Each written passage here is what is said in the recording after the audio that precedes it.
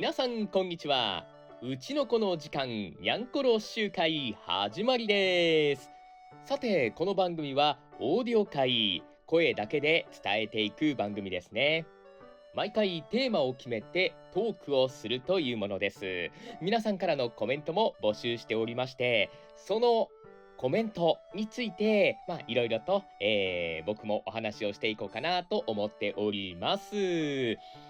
さあ、この番組なんですが、各週配信の予定なんですね。以前は定期的にということをお伝えしてたんですけれども、毎週、いつかはね、毎週にしたいなとは思ってたんですが、まずはちょっと、テストのテストということで、各週、つまりは2週間に1回のペースでやっていこうかなと思っております。そしてその各週2週間に1回は、日曜日のお昼12時、これは日本時間ですね。お昼の12時に YouTube にて投稿予定となっておりますので、各週2週間に1回、ぜひ皆さん聞いていただければ幸いでございます。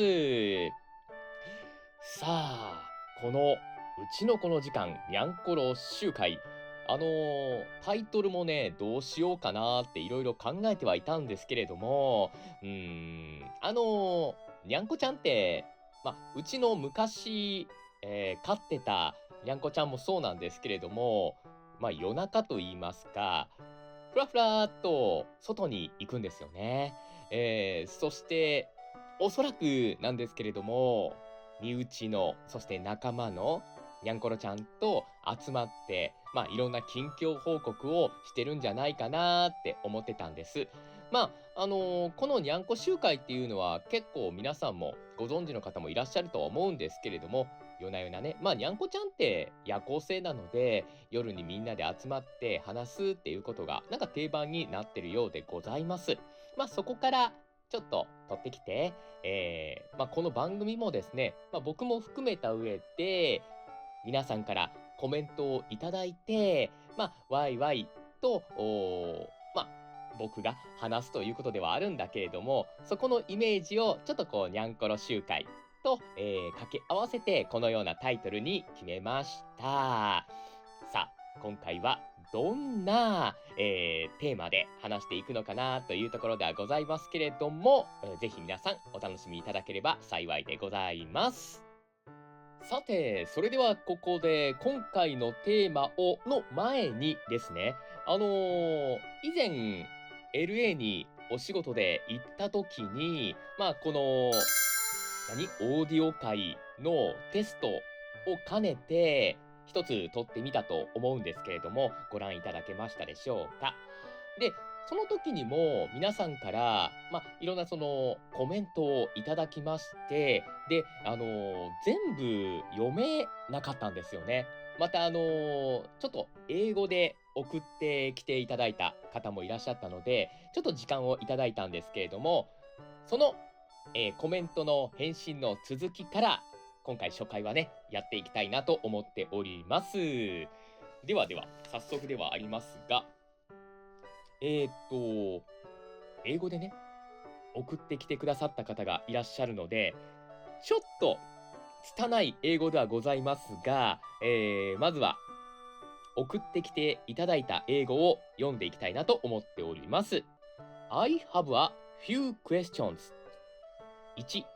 What is your comfort food after a long day? 2.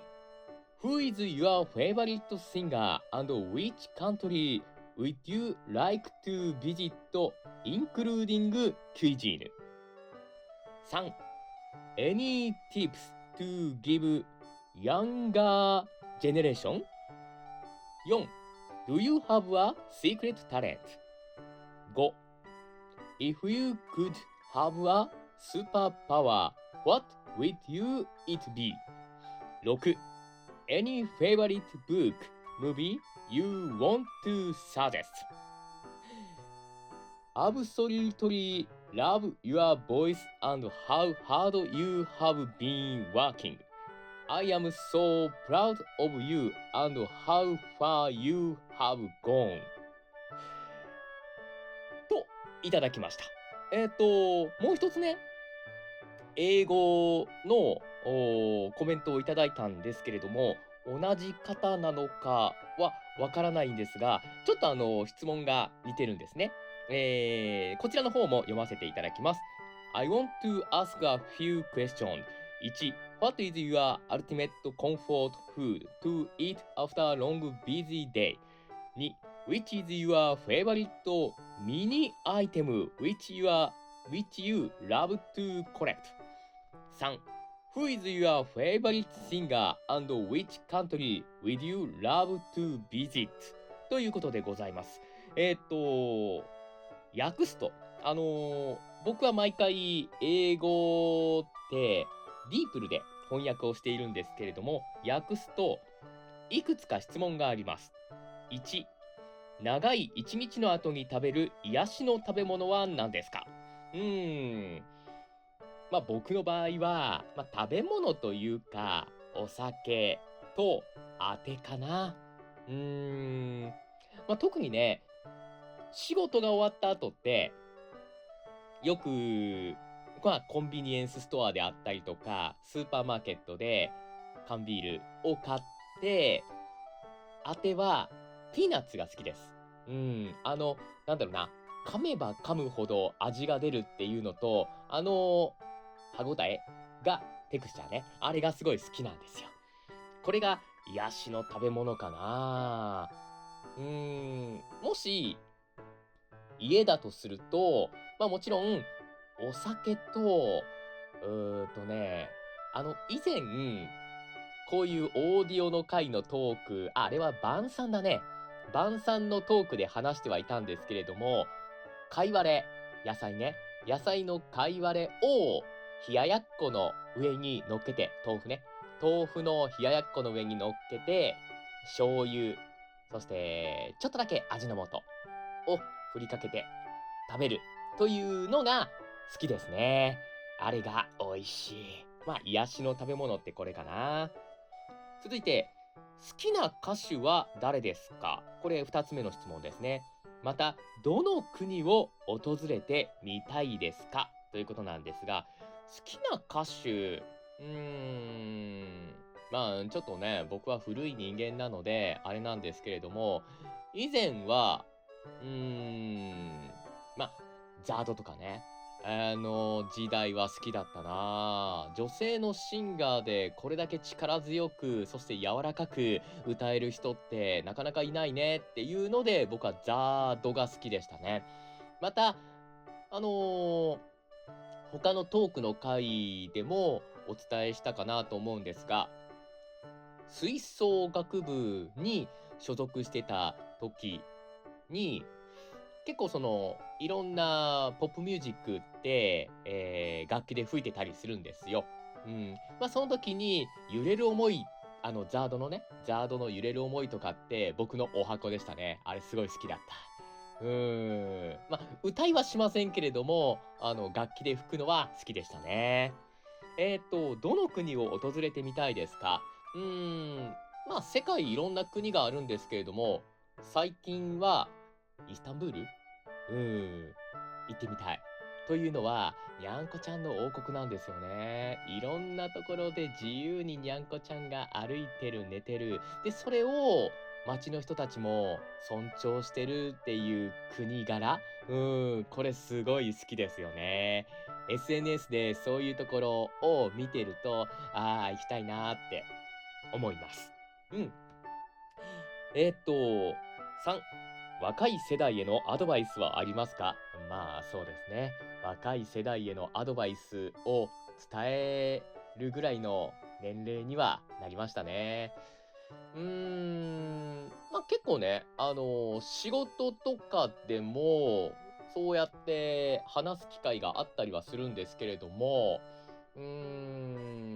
自分のこの好きなことをやるときに、まあ、いろんなその困難が多分降りかかってくると思うんですよ。障壁というか壁とかね。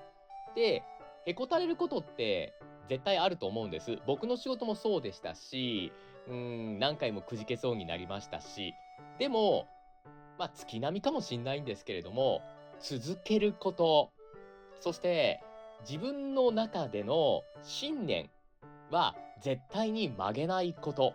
途中で、くじけたり、もちろん妥協したりっていうこともあるかもしんないんだけれども、自分自身の中で譲れない部分っていうのは絶対に曲げないでほしい。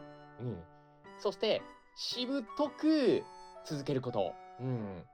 これをすると、やっぱり夢って叶いやすい。絶対に叶うっていう言い方ってちょっと語弊があるかもしんないんですけれども、いつかは、もちろんその5年先か10年先か、もしかしたら1年先かはわからないですけれども、叶いやすいと思います。実際僕の仕事もそうでしたからね。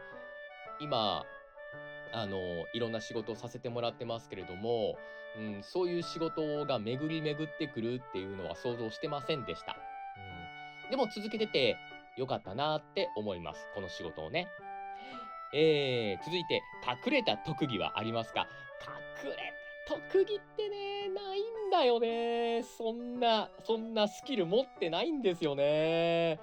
プロフィールに書いてたシール剥がしぐらいしかないよね。でもシール剥がしって言ってもね、ほら、100円ショップとかで、シール剥がしのスプレーとか液体とかがあるんですけれども、あれを基本的にはメインで使うんですよ。で、僕の場合は、あの、なんだろうな、リサイクルショップとかって結構行ったりとかするので、そのリサイクルのアイテムに、直にね、値札が貼られてることってあるんですよ。値札シールが。それを剥がすっていうのが一つのスキルではあったんです。紙に貼ってるもの、プラスチックに貼ってるもの、あと、木製製品に貼ってるものとか、いろいろだと思うんですよ、素材が。で、それをいかにして素材を傷つけずに、汚さずに剥がせれるかどうかっていうのを、いろいろ研究をして剥がせるようになったっていうことかな。もちろんその全部が全部のアイテムから綺麗にシールを剥がせるわけではないんですが、比較的剥がすことができるようになりました。そういったシール剥がしの液体アイテムを使うか、それともドライヤーで温めて剥がすか。シールとかってドライヤーで温めると粘着力が落ちるんですよね。で、それである程度粘着力が落ちたところをゆっくりゆっくりと剥がしていくと、案外綺麗に剥がすことができたりします。ちょいちょいね、これ会社のプロフィールに書いてると、何これっていう感じで、少し話のネタになったりはするんですよね。もし超能力が持てるとしたら何を選びますか？これが5つ目の質問ですね。超能力ね。超能力。うーん。なんだろうな。でもね、空は飛びたいんだよね。これ超能力になるのかな？よくわかんないんだけれども。夢の中で空を飛ぶ夢って結構見るんですよ。うん。なんだろうな、多分ね、その影響って、ファンタジー系のアニメとか漫画とかをよく読んでるからだと思うんですね。うーん。結構キャラクターって、ドラゴンボールとかもそうなんだけれども、空飛ぶじゃないですか。うーん。あの、なんだろうな、力的なもの、魔法的なもので。で、その影響なのか、空を飛ぶ夢っていうのをよく見るんです。そこから考えると、空を飛んでみたいっていうのが僕の欲しい超能力かな。自分の行きたいところにね、障害物を飛び越えて行けるし、多分ね、速いスピードで飛べると思うから、遅いスピードだとちょっとな、でもそれでも飛んでみたいなとは思います。そうするとね、海越えて他の国なんかも行けるし、ただ何日かかるかわかんないですけれども。さて、続いて6つ目の質問。おすすめの本や映画はありますか？映画ね。おすすめの本っていうと、昔は活字っていうか、ノベル的なものも読んでたんですけれども、最近は漫画しか読んでないので、あれなんですが、えっと、うーん、今のところ2つ特に読んでほしいなっていうコミックは、おまたぬってやつね。お前タヌキにならねえかっていう漫画があるんですよ。うん。そして、もう一つ、雨と君とってやつかな。この2つのコミックに共通するのはタヌキです。タヌキです。タヌキのモファモファが好きな人は、ぜひこの2つの漫画、2つの作品読んでいただきたいなと思います。どちらもね、タヌキの描写がね、可愛いんですよ。でも、おまたぬの方は、少しなんだろうな、うーん、人間界での、いろんな悩みを持ってる人を、たぬきさんがとある行動によって解決していくっていうようなお話。雨と君とっていうのは、主人公の女性の作家の方が途中捨てられてるワンコちゃんをね、拾うんですよね。ワンコちゃんをワンコちゃんなんですよ。どう見てもタヌキなんだけどね。その、ワンコちゃんと、主人公の女性作家、小説家ですね。小説家の、日々の描写というのを紡いでいくというものですね。ぜひともこれ、皆さんに読んでいただきたいコミックです。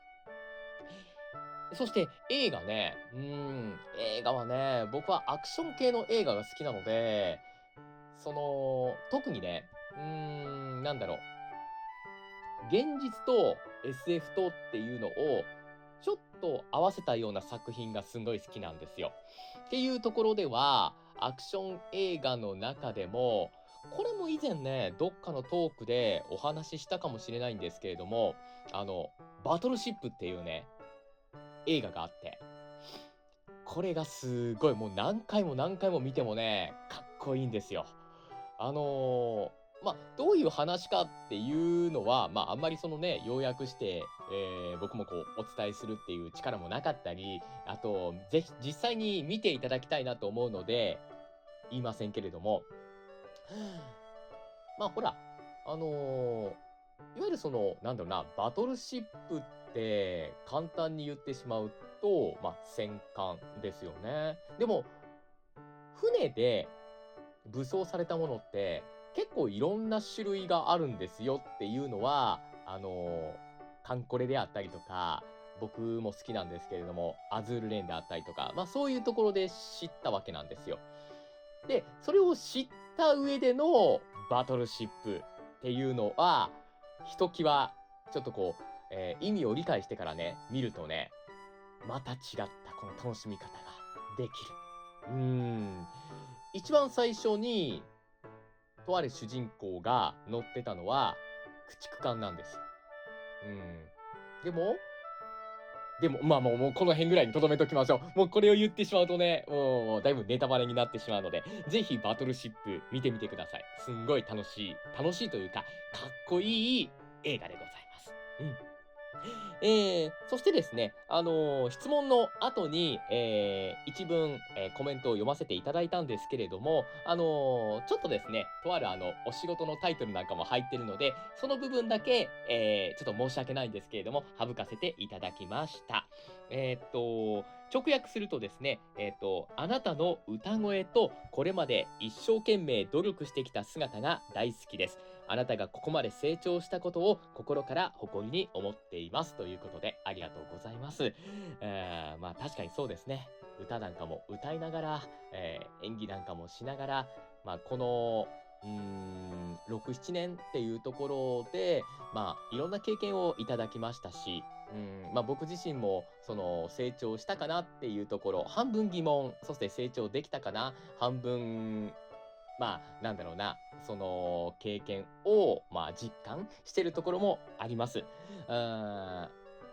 皆さんに、そういったところを、どういった形で見ていただいているのかなっていうのは、たくさんのそのコメントであったりとか、SNS で確認してたりはするんですけれども、もちろんこれからもですね、いろんな経験をしながら自分自身もこう成長させていきたいですし、いろんな、面を、僕自身もこう開花させていきたいなと思っておりますので、どうぞ引き続きよろしくお願いをいたします。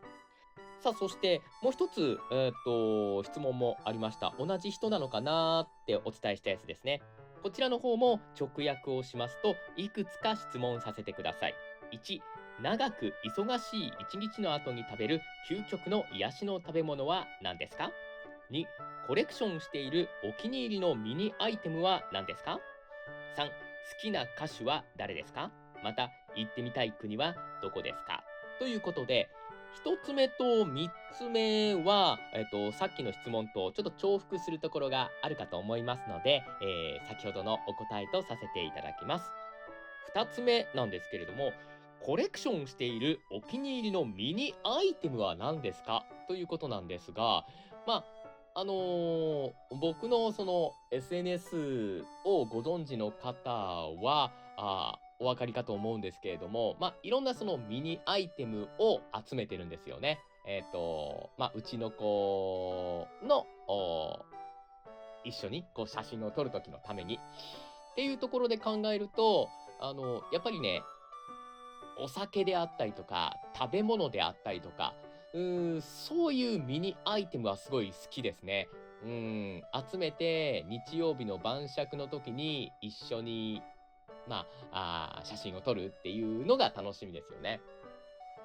でもね、なかなかそのガチャガチャって結構高いものもあったりするので、気軽に買おうということはできないんですけれども、特に気に入ったものっていうのは、買ったりするかな。うーん、さすがにね、ちょっとこう400円、500円とかなってくると、おってなりますけれども、2、300円ぐらいだったらパパって買っちゃうかな。それぐらいにちょっとね、ミニアイテムっていうのは、ガチャガチャのね、ミニアイテムっていうのは好きですね。さあ、ということで、最後にね、この文だけ。I'm sorry if I've misread the English。もし、英語の翻訳にミスがありましたらごめんなさいということで一言付け加えさせていただきます。さてさて、では続いて、ですね、こちらの方もですね、いくつもコメントをいただいたんですけれども、一つ、今回のこのコーナー、この時間内にですね、読ませていただきます。山さん、こんにちは。スコーピオ1111です。このチャンネルで話し合うテーマを一つ提案させてください。ハッピーエンドという概念についてどうお考えですか？それは今のあなたの人生を反映しているのでしょうか？それとも別の何かを思い描いていますか？映画や物語におけるハッピーエンドやサッドエンド、これはバッドエンドっていうことなのかな、についてどうお考えですか？私にとってハッピーエンドとはどちらかといえば完結した出来事のようなものです。多くの人にとってそれはおそらく心安らぐ穏やかな結末でしょう。一方、サッドエンド、バッドエンドかなには、主人公にとっても周囲の人々にとっても未完の結末という側面があります。つまずき、転び、そしてまた立ち上がる。それ自体が一つのプロセスなのです。ということでいただきました。うーん。確かに大概のお話って、最後ハッピーエンドで終わるか、それともちょっとこうバッドっぽいエンドで終わるかっていうのがほとんどだと思うんですけれども、うーん、物語、そしてこう創造物っていうことを考えると、僕はどちらかっていうとハッピーエンドを望みたいんですね。なんかバッドエンドだと、これ続き絶対あるよね。で、その続きによってハッピーエンドになってくれるよねっていうなんかね、望みを持っちゃうんですよね。で、結局、その続きの物語がなくて、うわ、ああいう終わり方で最後、結末迎えちゃうんだってなると、若干モヤモヤしちゃうんですよ。だから、ハッピーエンドで終わらせて、あ、よかったね、ということを、僕は最後の最後に、感情としては置いときたいかなとは思ってます。でも決してバッドエンドがダメというわけではないんですけれどもね。それはそれで、なんかいろんな人のこれから先こうなったんじゃないか、ああなったんじゃないかっていうような思いを、人それぞれ、思い描きながらこの作品を終わらせてくださいねっていう一つのこの作者さんのなんだろう、終わらせ方なのかもしんない。そういった意味では、物語って、一つのエンディングだけじゃないよねとも思いますし、見る人がいろんなその結末を思い描いて終わらせてあげるっていうのが楽しみ方の一つかなとも思ったりはします。うーん。いろいろこう見てきた作品の中で、めちゃめちゃその、なんだろうな、終わり方が、ひどかったっていうものって、僕はそうそうないかなとは思うんです。それはアニメにしても、リアルなドラマ、映画にしてもね。っていうことを考えると、僕なりにいい作品に恵まれてきたかなと、見るもの、選んできた作品はいいものに恵まれてきたかなとは思います。ただ、これから先、もっともっといろんなアニメとかゲームとか、そして映画とかを見る中で、なんだこれはっていうものが出てくるかもしんない。でもそれはそれで、一つこの自分自身の、なんだろうな、経験っていうところでは、いいのかなと思ったりはする。よりその想像力をかき立てますからね。僕自身も、その物語を書くっていうのは嫌いじゃないんですよ。だから、ちょっとあれな話ではあるんですけれども、ちょっとそういう創作物を今進めていたりはします。前 SNS でチロッとだけ言ったかなと思うんですが、なので、またそういったところもですね、このチャンネルではないんですけれども、SNS でいろいろとお伝えしていければなとは思っておりますので、ぜひお待ちいただければなと思います。さあ、そして続きまして、そう、前回ね、その LA の時に、なんだろう、他の方のコメントと一緒に読んじゃったんですよ。それがちょっと申し訳ないなと思って、一行いただきまして、山下さんの低い声大好きっていうのをいただきました。え低い声、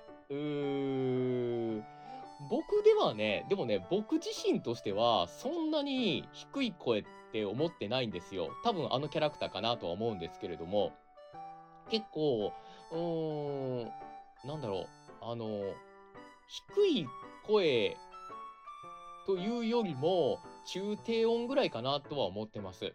うん。というのはね、すんごい昔に、ちょっとこう、CM の収録があって、で、その CM の中に出てきたのが、ひげもじゃの、ちょっとふくよかな男性だったんですよね。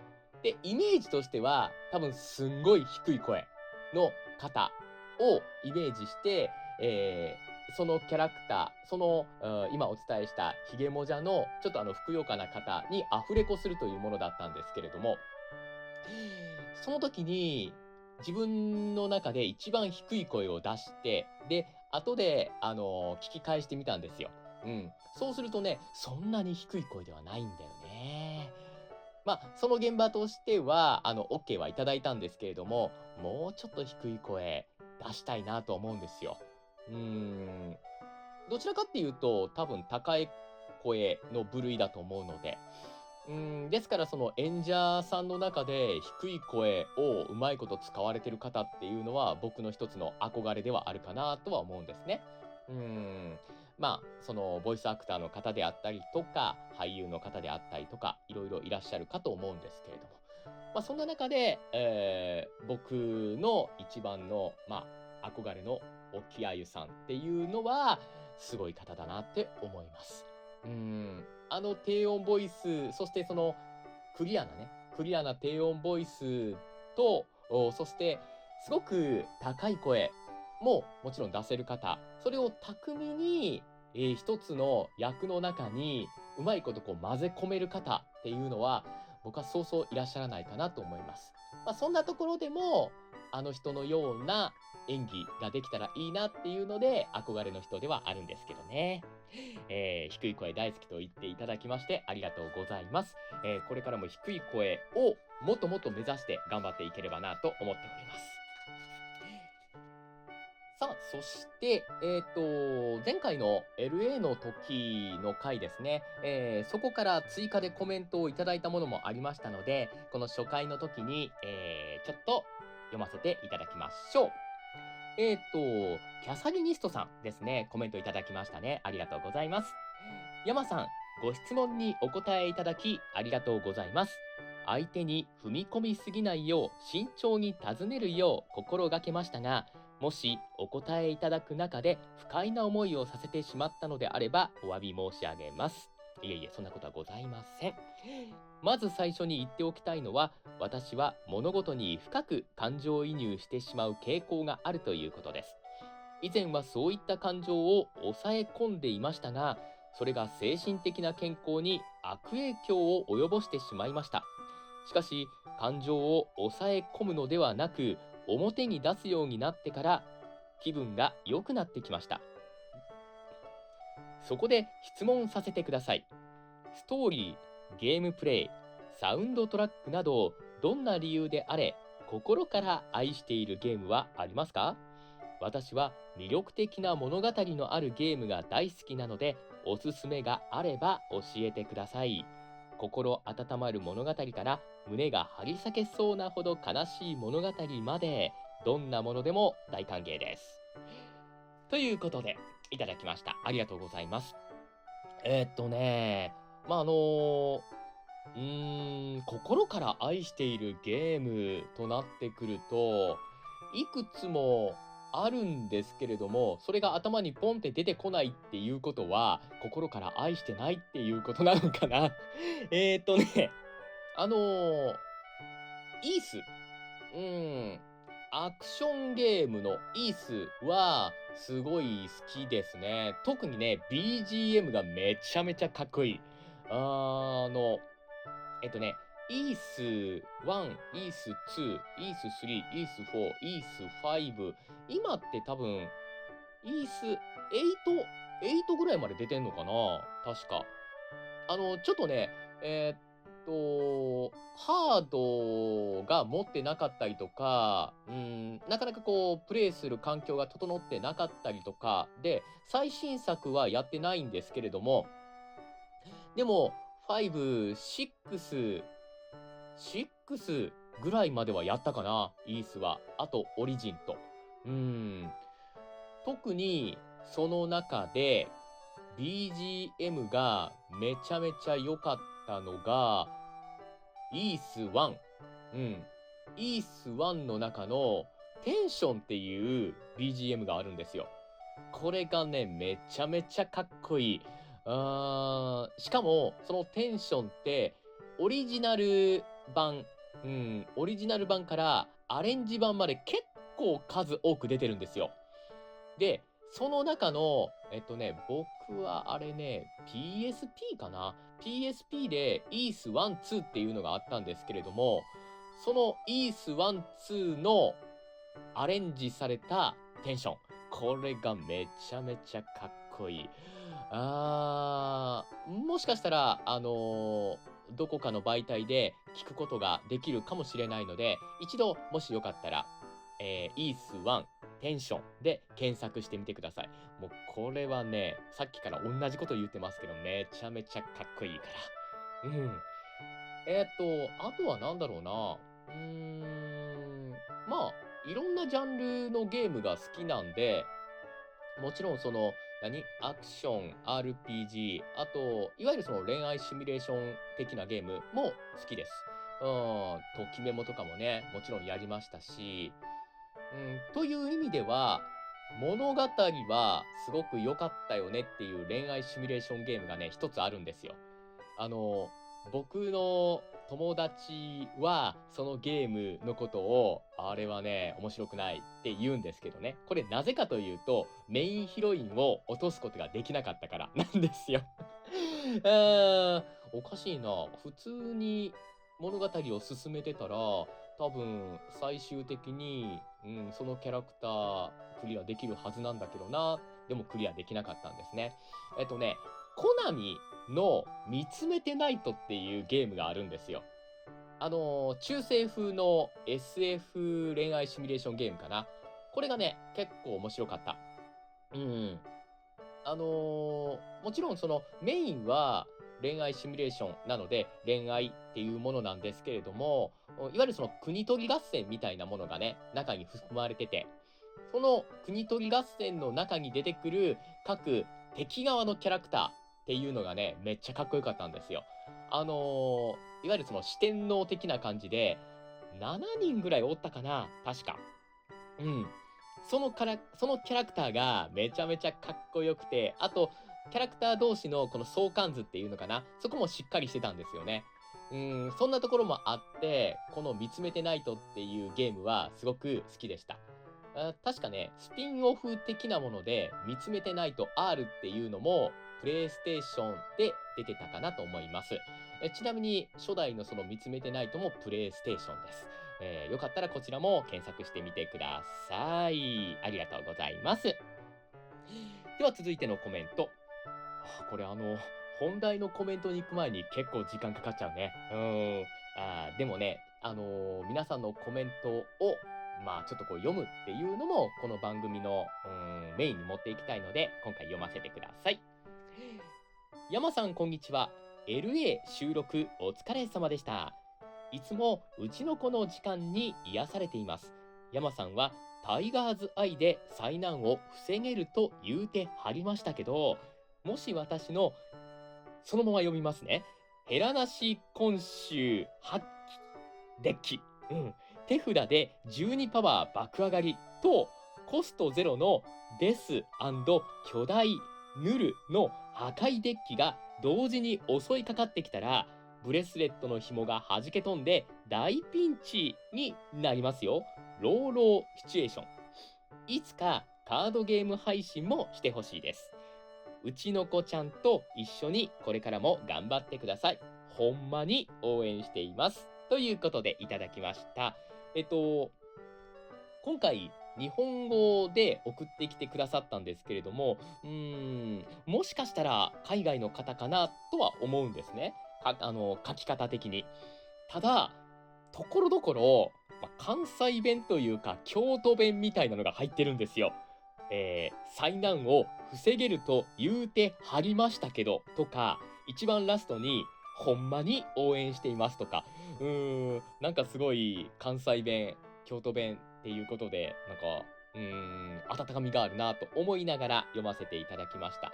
おそらく、おそらくというか、この方はカードゲームが好きなんですよね。で、そのカードゲームになぞらえて、いろんな、不幸事が起こったとする、カードゲームの大きな、スキルというか、大ダメージスキルっていうのがあると、僕のそのブレスレットのパワーも多分効かないんじゃないかな、みたいなことお伝えしてくれております。そうですね。いや、カードゲームっていうとね、最近のカードゲームっていうのはすごい複雑なものが多いので、あまりこう手は出してないんですけれども、すんごい昔ね、すんごい昔、まだカード出すっていう機械があって、ガチャガチャみたいなやつね。で、今もあるんですけれども、今って多分5枚セットで100円ぐらいだったと思うんですよ。昔ってね、1枚20円のバラ売りしてたんですよ。10円玉2枚入れて、ハンドル回して1枚ずつカードが出てくるってやつ。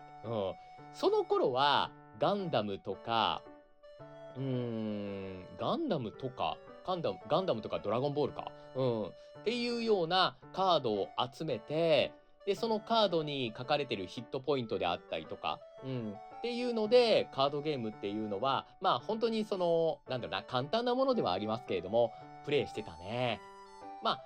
遊ぶっていうよりも、コレクション味の方が強かったかな。それはまあ、今のカードゲームもそうだと思うんですけれども、複雑なルールではなくて、もう単純にヒットポイントが高い方が勝つ。一斉ので、お互いになんだ、自分の手札から何が出るかわからない手札から1枚ずつ出してヒットポイントで勝負というようなやつですね。うん。まあ、1枚20円だから、お子さんでも、まあ、お子さんっていうか僕が子供の頃ね、簡単に買えたんですよね。一回ね、お小遣いというか、親戚の方が来た時に、まあ、ちょっとお小遣いをもらったんですよね。1000円。うん。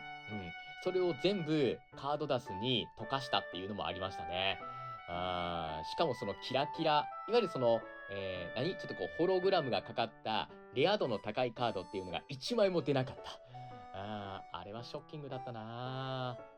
今も多分ね、どっかに眠ってるとは思うんですよね。価値がついてるかどうかわかんないけれども。ちょっと今度ひっぺがすじゃないわ。引っ張り出してみようかなとは思いますが、カードゲーム。いつかはね、ちょっと複雑なやつもやってみようかなとは思います。ゲームでもありますよね。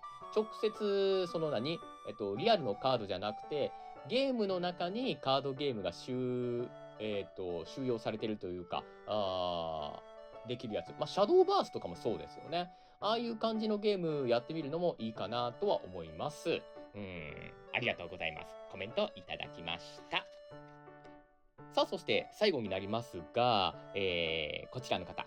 山下さん、お便り読んでくださりありがとうございました。作業のお供に楽しく拝聴させていただきました。山下さんは今後リアルイベントをやる予定はございますか？出演された作品のイベントにも参加したいなと思いつつ、なかなか距離や機会に恵まれずということでコメントいただきました。ありがとうございます。これね、リアルイベントってなってくるとね、いや、やってみたい感はあるんですけれども、なかなかね、その準備っていうのが難しそうやなとは思います。まあでも、やっていけば、容量なんかも分かってくると思うし、第2回、第2回、第3回とかもできるかなと思うので、いつかはやってみたいなと思うんですよ。ただ、うちの子の時間のチャンネルでやるのか、ちょっと冒頭の方にお伝えしました、まあ、僕が今、こう、創作物を作ってるっていう、そっちの方でやるのかはわからないんですけれども、いつかはやってみたいなとは思っております。ちょっと直近ではないかと思うんですけれども。もし、やるよっていうことになったら、また X であったりとか、あと、このチャンネルの方であったりとか、まあ、何かしらでお伝えをしていこうかなと思いますので、ぜひその時は参加していただければなと思っております。ありがとうございます。こちらこそ皆さんコメントいただきまして、本当に助かりました。ありがとうございました。さあ、ということで、前回の LA の収録の時の続き、コメントの返信をさせていただきました。さて、それではここからはテーマトークということで進めていきましょう。初回第1回目のテーマはこちら。夏を感じるものは何？というものですね。夏を感じるもの。僕が夏を感じるものって、やっぱりね、セミなんですよね。あの、セミの声がうるさく、まあ、うるさくって言うとセミに失礼になっちゃうんだけれども、聞こえてくると、あ、夏がやってきたなーって思うんですね。で、セミって、まあ、日本に住んでらっしゃる方はもちろんご存知だと思うんですけれども、もしかしたら海外の方ってご存知ないかもしんないですよね。まあ、どういったものかっていうと、木、ツリーですよね。ツリーの樹液をすすりながら鳴く虫です。この説明が合ってるのかわかんないですけれども、うーんと、幼虫の時代がめちゃめちゃ長いんですよね。うーん、1年とか2年とか3年とか。で、地上に出てきて、成長して、まあ、成虫になって、1週間ぐらいしか多分生きられないんですよね。それがセミ。でもその1週間の間は、まあ、なんだ、人生というか、虫の人生というか、それを謳歌するというものでございますが、このセミが、まあ、結構うるさく鳴くんですよね。この鳴き声が聞こえてくると夏だなって感じます。僕の住んでるところでは、まずね、ニーニーゼミっていう、ちっちゃい、3センチぐらい、2センチから3センチぐらいの小さなセミがね、ニーって鳴くんですよ。これが聞こえてくると、あ、夏だなって思います。で、そこから、アブラゼミであったりとか、クマゼミであったりとか、そして夏の終わりが近づいてくると、ツクツク帽子が鳴く。このサイクルかな。これで、夏を感じて、秋を感じてくるというものですね。で、僕の住んでる地域では、いわゆるそのセミの中のセミ、ミンミンゼミってセミね、ミンミンミンって鳴くやつ。あれがね、いないんですよ。だから僕の中でミンミンゼミってレアなセミって思ってたんですよ。本当に山奥の方に行かなきゃ聞こえないんだろうなって。実際に、あの、山の中では結構聞くんですよ、ミンミンゼミって。うん。で、しかも僕は今関西に住んでますけれども、関西以外の山の中。うん。だから、今自分が住んでるところであったりとかっていうのは、ミンミンゼミはいないんだなって思ってたんですけど、ついこの間ね、あの、大阪の、うちの事務所ね、うちの事務所の近くに公園があるんですよ。そこで鳴いとったんですわ、ミンミンゼミが。って思って。いや、今まで自分の住んでるところであったりとか、ましてやその大阪の都会のど真ん中で、ミンミンゼミなんて会うことなかったよなって思ってたんだけれども、いたんですよね。泣いてたんだわ。ということは、僕が今まで思ってたのは間違いだったなっていうことなんだよね。どこにでもミンミンゼミいるんですよね。いや、多分ね。でも、本当にね、そのミンミンゼミの鳴き声を聞くことってほぼほぼないので、すごい珍しいなとは思いました。でも都会の一角にいるんだなっていうのは、ちょっとなんかこう、楽しみがね、毎年の楽しみが増えましたね。さて、ということで、ここからは皆さんからいただいたコメントをお伝えしていきましょう。今回のテーマは、夏を感じるものは何でございます。まずはこちらの方。おはよう、こんにちは、こんばんは、山さん。キャサリニストです。夏を感じるものは何というテーマをいただいたとき、私が住んでいる国は一年中暑いため、他の季節とそれほど変わらないように思えました。暑い日にはまず冷たいシャワーを浴びようという考えが頭に浮かびます。普段は1日に2回シャワーを浴びますが、猛烈に暑い日にはもう1回追加することもあります。シャワーを浴びると気分がすっきりし、仕事に取り組むための活力が湧いてくるからです。次に思い浮かぶのは食べ物です。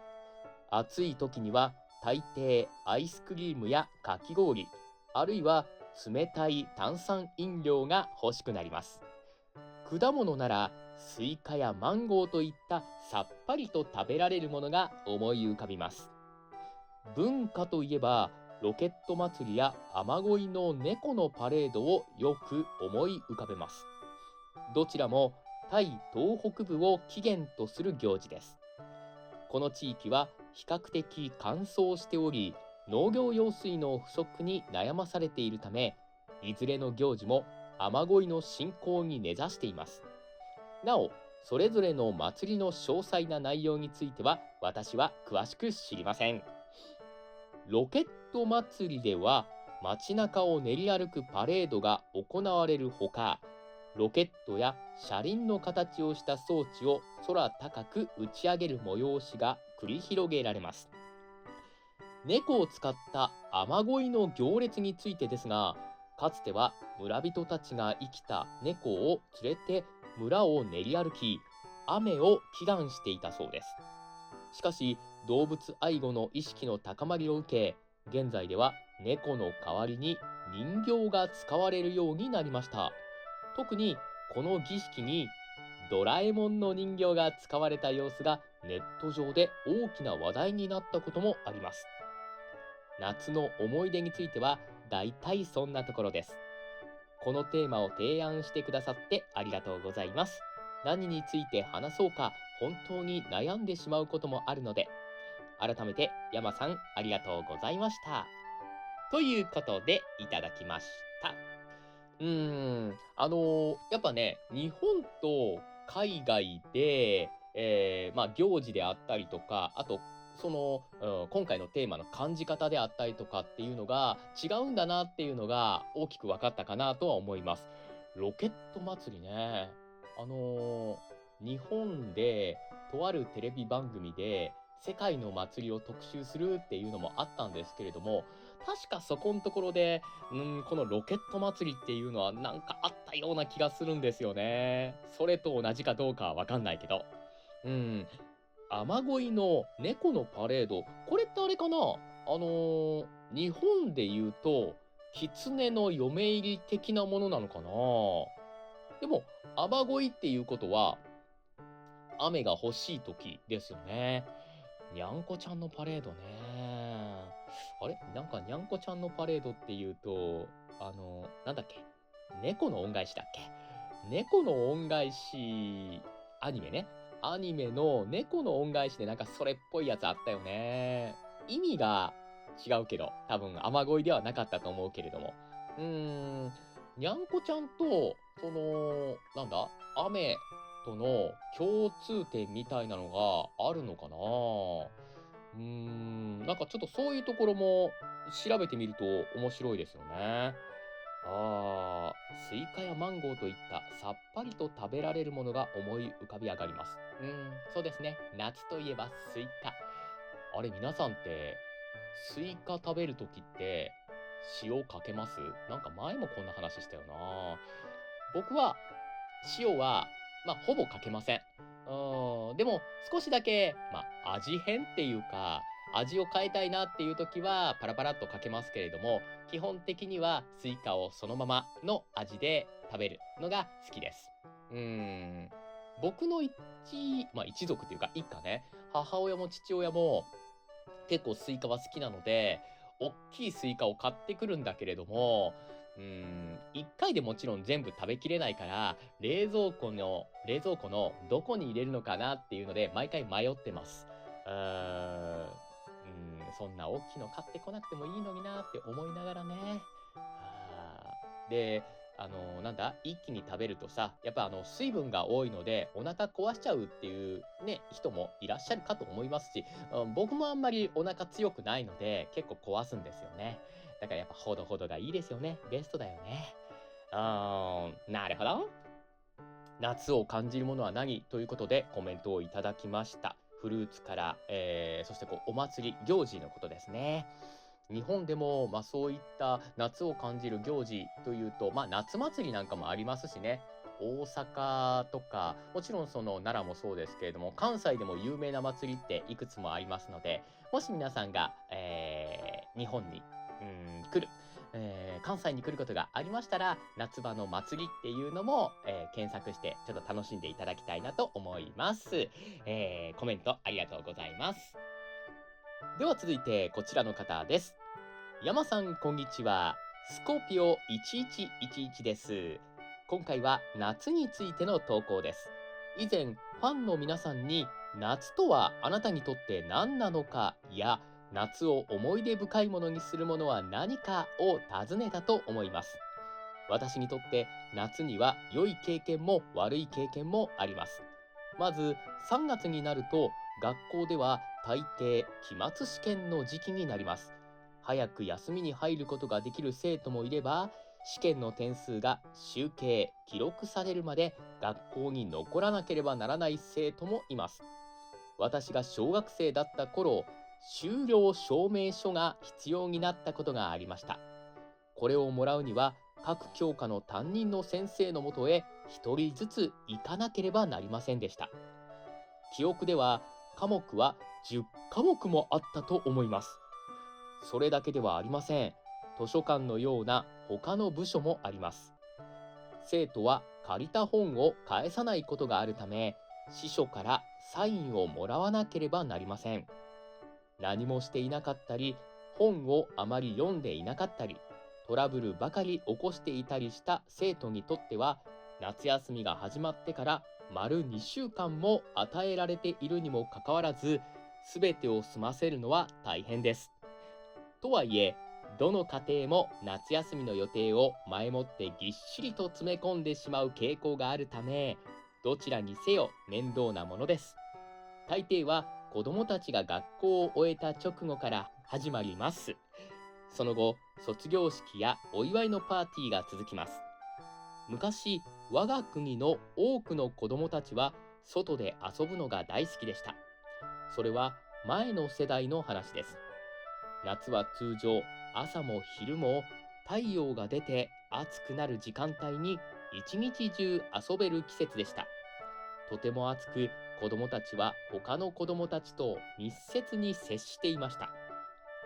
その結果、頭じらみに感染してしまう子どももいました。これは家族にとって季節ごとの悩みとなっていました。もう一つの楽しみは、お気に入りの冷たいスイーツを食べることです。その名前を挙げるには、作り方を詳しく説明しなければなりません。作るには、砕いた氷、エバミルク、そして甘い豆、トロピカルフルーツ、ゼラチンを混ぜたものが必要です。その上に紫芋ジャムとクレームキャラメルを乗せ、時にはバニラや紫芋のアイスクリームが添えられることもあります。面白いのは、これを分解すればすべての材料を別々に食べたり飲んだりできることです。夏の間、これはごくありふれた光景でした。店で買う人もいれば、少なくとも夏の間は副業として自分で作る人もいました。まずちょっとこの辺ぐらいまででコメントをちょっと返させていただきますね。なるほどね。確かに、この学校行事といいますか、日本でも、その夏休みに入る前に、確か期末試験、そして中間試験とありますよね。僕はね、あんまり頭がよろしくなかったので、ほぼほぼ、一夜漬けうん、一夜漬けでやってましたね。だから結構赤点ギリギリのところだったと思う。筆記試験ね。で、国語、いわゆるその原告か。国語だけはちょっとだけ良かったかなと思います。あくまでちょっとだけです。うーん。だから、なんだろうな、勉強に関して夏をこう感じるっていうのはちょっと分かったりするかな。そして、スイーツね。さっきのスイカもそうなんですけれども、夏ってなってくると、スイカバー、アイスクリームなんですよね。このスイカバーがスーパーマーケットに並ぶようになったら、夏かなって感じる。あいや、1年通してスイカバーってあるとは思うんですけれども、特に、あの、なんていうかな、メインのところというか、見えやすいところにスイカバーが置かれると、夏だなって感じますね。でも、この海外の、なんだろう、このスイーツの紫芋ジャム、っていうものね。日本でいう紅芋みたいなものなのかな。さつまいもの、中身が紫色のやつなのかな。あまりお芋のジャムって想像がつかないんだけれども、美味しいのかな。ちょっと気になるね、こういうところ。うーん。日本と違って、その海外の、デザートって、結構なんだろうな、甘いものが多いようなイメージがあるんですよね。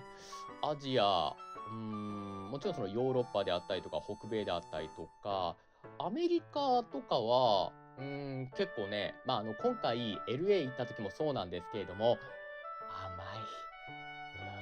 かなり甘い。でも、甘いのが僕は好きなので、悪くないですね。でも、1回でたくさんは食べられない。適度ですね、これはね。さて、ではコメント続き読んでいきましょう。4月は夏の行楽シーズンです。時には数時間、交通状況にもよりますが、2、3時間離れたリゾート地へ出かけることもありました。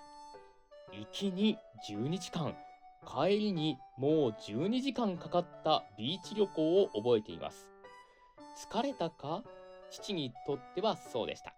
というのも、当時は父が一人で運転していたからです。あ、車ですね。私の役目は CD を持って行き、再生して歌い、父が眠らないようにすることでした。私は歌が得意ではありませんでしたが、父を起こしておくためだけに歌っていました。私のお気に入りの CD はセリーヌ・ディオンのものでした。何度も何度も繰り返し再生したせいで新品だったのに壊れてしまいました。僕もね、昔車に乗ってた頃って、まだその頃って MD とかって、今ではちょっと古いものになるんだけど、高級だったんですよ。だから、カセットデッキ、うん、がメインだったんです。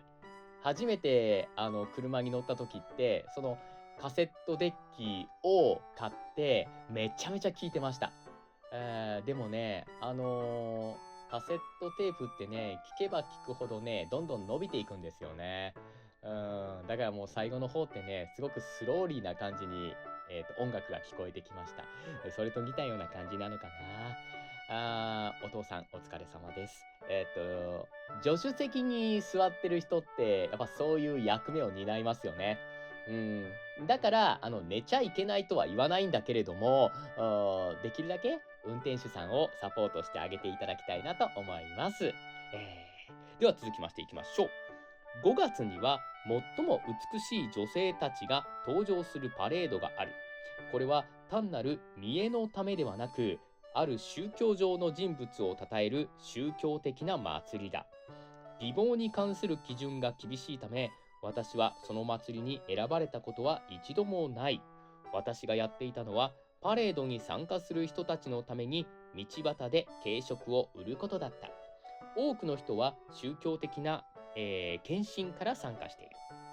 時々、私は宗教をある程度重視する地域出身ですが、自分の快適さが損なわれると辛いものです。女性たちは長くて重いドレスを着ていました。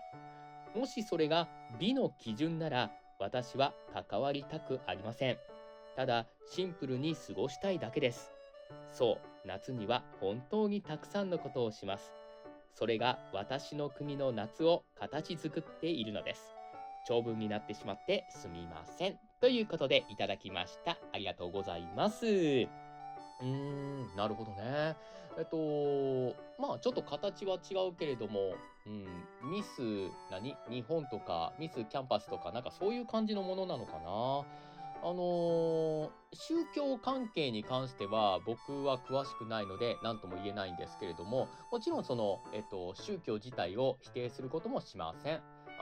いろんな方の思想があって、で、それを信じることによって、快適に過ごすことができたりとか、心の支えになるっていうこともありますので、まあ、海外の宗教ってなってくると、多分僕の知らないものもいっぱいあるとは思うんですが、そうですね。宗教に縛られすぎるっていうのも、辛いっていう人もいらっしゃるでしょうし、やっぱこういったところも、なんだろう、ある程度、分けるっていうことも必要かもしんないね。宗教にこう束縛、されすぎるのではなくて、この部分は信用する。この部分はちょっと割り切って別のものとして考えるっていうところね。おそらくこのスコーピオ11113っていうところもそういうところができる方なのかなとは思ったりします。うん。いやいや、長文になってしまってすみませんと書かれていますけれども、大丈夫ですよ。気になさらないでください。間違わないで読もうと、必死になって頑張ったんですけれども、ちょっとミスってしまいました。そこ申し訳ございません。さあ、それでは続いてはこちらの方です。私にとって夏を感じるものは何だろう。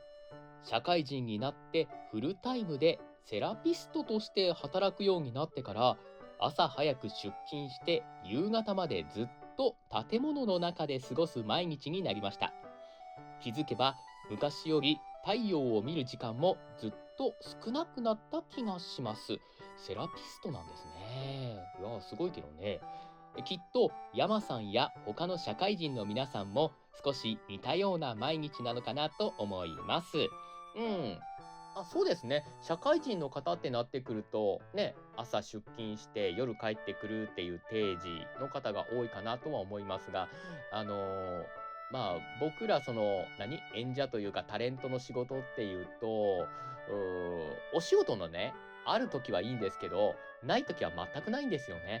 だから、いわゆるその日曜日が結構週の中で何日もあるなっていう時もあったりします。そうかと思ったら、違う仕事が1日に3本とか4本とか入ってくることもあります。朝、仕事、例えばレコーディングの仕事があった。で、お昼にはまた別の場所でレコーディングの仕事があった。そして夜はまた別の場所でレコーディングの仕事があった。なんていうこともあったりしますので、結構ひっきりなしに、忙しく動くっていう時もあったりしますが、一回一回の収録が3時間、4時間かかるものもありますし、30分で終わるものもあったりしますし、15分で終わるものもあったりします。結構その辺様々なんですよね。なのでそういったところもこの仕事、僕の今やってる仕事っていうのは、楽しみの一つかなって思ったりもします。もちろんギャランティーも様々です。では続きいきますね。えーっと、インドネシアには四季がなく、雨季と乾季の2つの季節しかありません。だから私にとって夏を感じるのは乾季の休日です。乾季っていうのは乾く季節ですね。でも正直、フルタイムで働く社会人にとって休日はまず思いっきり寝ること。かっこ笑い。それから RPG を遊びながら冷たいアイスティーを飲む時間は本当に小さな贅沢なんです。アイスティーは寒気になると欠かせない存在で、インドネシアではどこへ行っても見つけられるくらい定番ですよ。かっこ笑い。山さんはどうですか？うん。これね、でも、この方の言ってくれてるアイスティーっていうのと、僕が思ってるアイスティーっていうのは一緒なのかどうなのか、ちょっとその辺がわからないんですが、でも、アイスティーを飲みながら、ちょっとね、休憩するっていうのはすごいわかります。あの、ストレートティー、いわゆる僕はアイスティーっていうと紅茶なんですよ。ダージリンティーであったりとか、なんかね、ベルガモットだったりとか、そんな名前だっけ？うん、そういう紅茶。そこにちょっとだけ砂糖とミルクを入れて、で、飲みながら、ゲームをしたり、漫画を読んだり、ちょっとこうゴロゴロしたりっていうのが結構好きだったりします。あのー紅茶は昔から結構好きで、特に、日本のコンビニで買えるリプトンのミルクティー、これめっちゃ好きだった。適度な甘さと、あと紅茶の葉っぱの香りかながね、結構、きついっていうよりも、いい感じにね、鼻にふわっと入ってくるんですよね。このリプトンのミルクティーはおすすめです。続きまして。お忙しい毎日だと思いますが、たまにはゆっくり眠って美味しいものを食べて、朝の太陽を浴びながらリフレッシュできる時間がありますように。ちなみに、改めて字幕を追加してくださったことと、モンスターハンターの動画を投稿してくださって本当にありがとうございました。これからも山さん自身が楽しいと思えるゲームを自由に楽しんでくださいね。ということでコメントをいただきました。そうですね。モンハンの動画とか、上げた時に多分コメントをくださった方だろうなとは思います。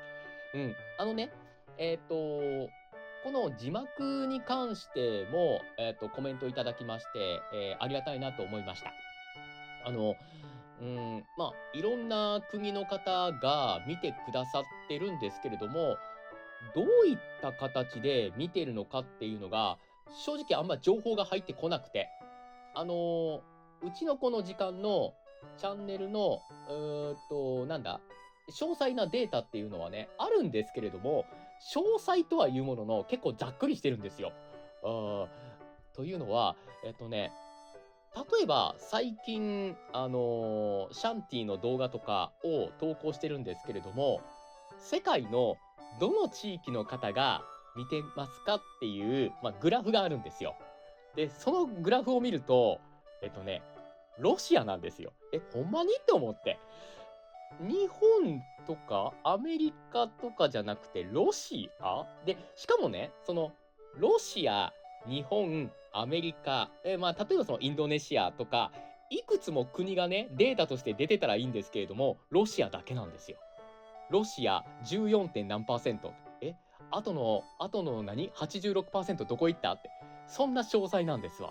だから、どの国の方がどういう状況で字幕ありなのか、字幕なしなのか、見てくださってるのかっていうのがわかんなくて。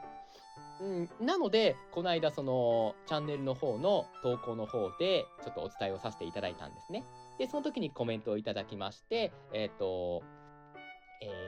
ンドネシア、と、あと中国語かなっていうのも追加をさせていただきました。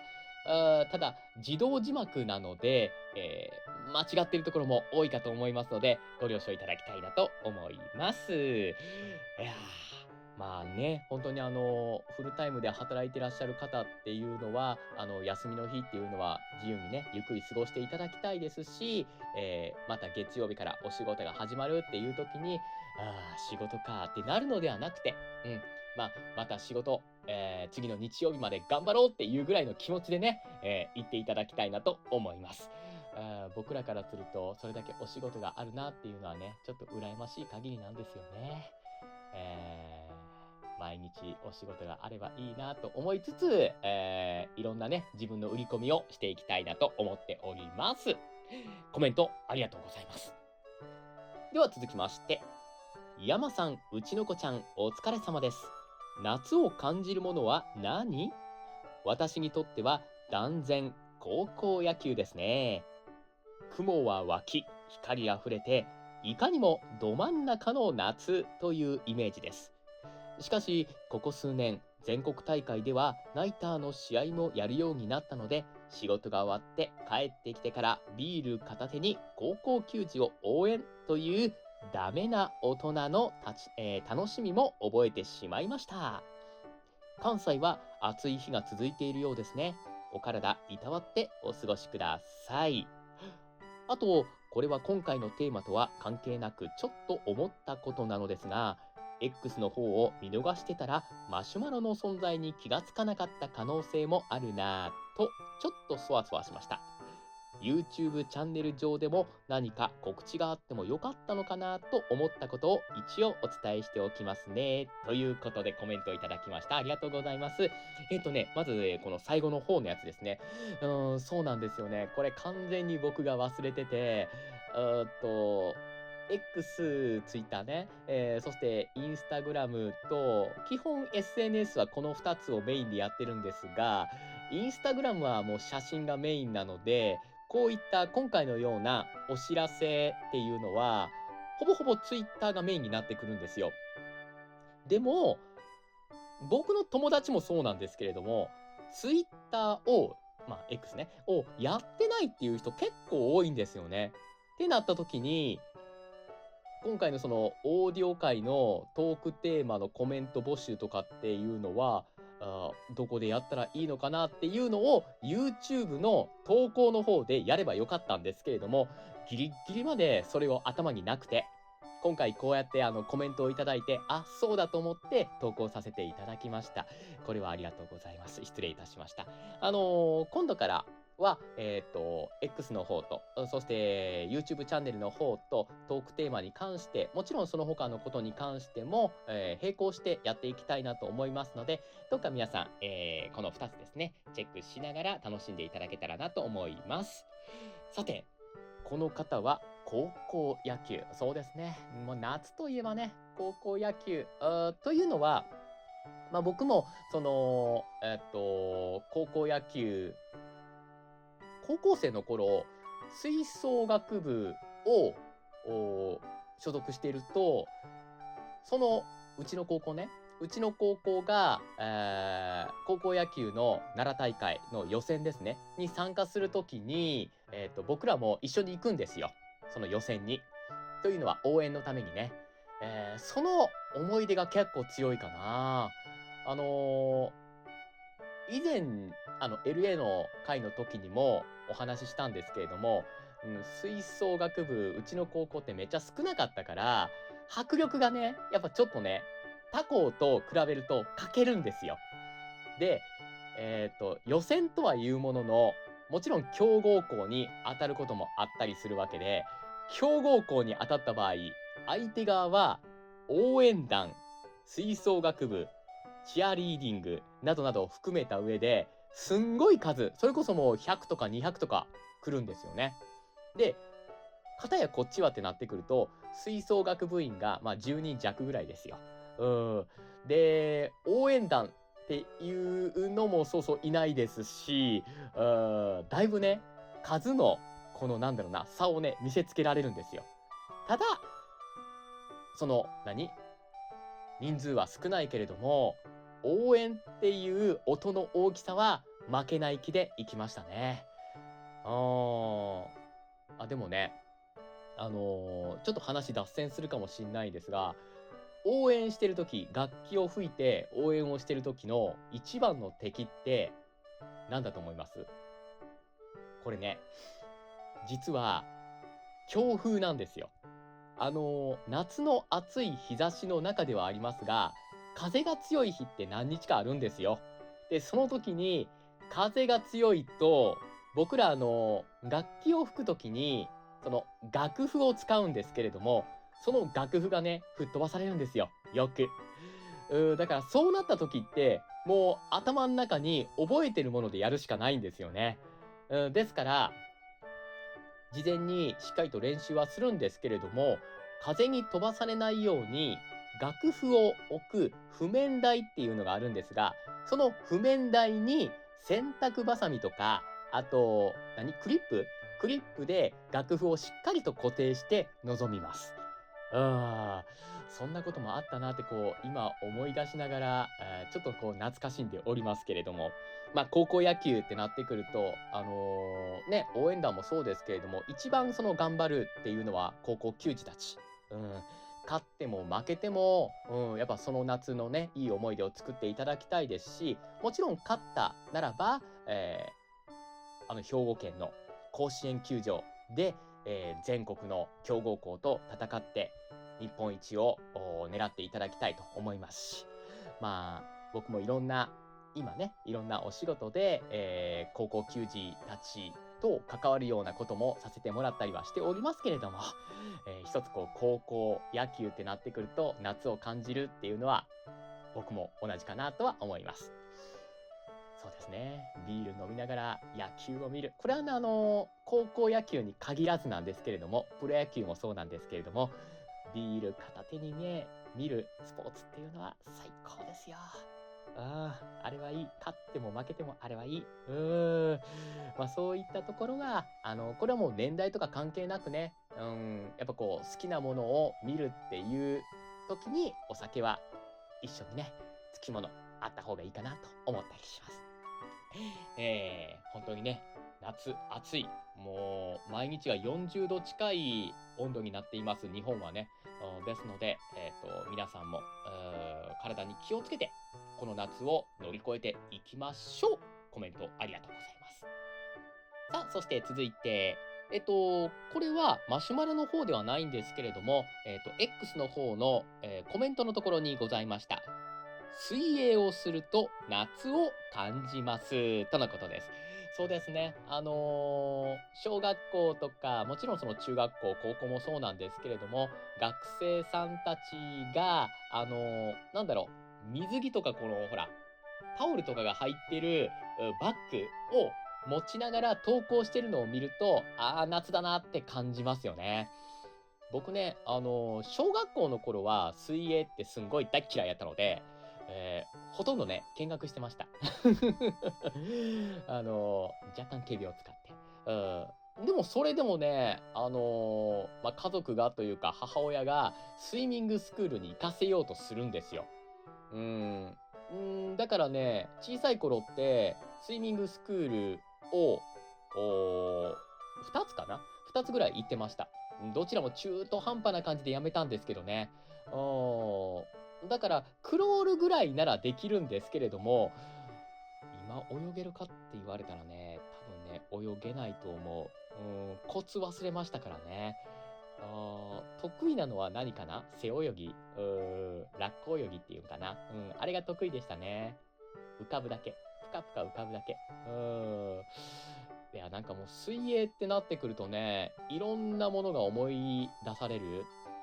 あの、昔って、水泳の時に、あの、水泳終わった後に目薬をさすんですよ。今もそうかと思うんですけれども、その目薬が当時って、人気のアニメとコラボしたものが多かったんですよ。ドラゴンボールとか、女の子やったらこうセーラームーンとか、あとビックリマンであったりとか、そういうものがあって、そのコラボした目薬を買ってもらいたくて、なんか両親に結構お願いしてたなっていうのも、一つこう水泳の思い出かな、かっこはてなと思いますね。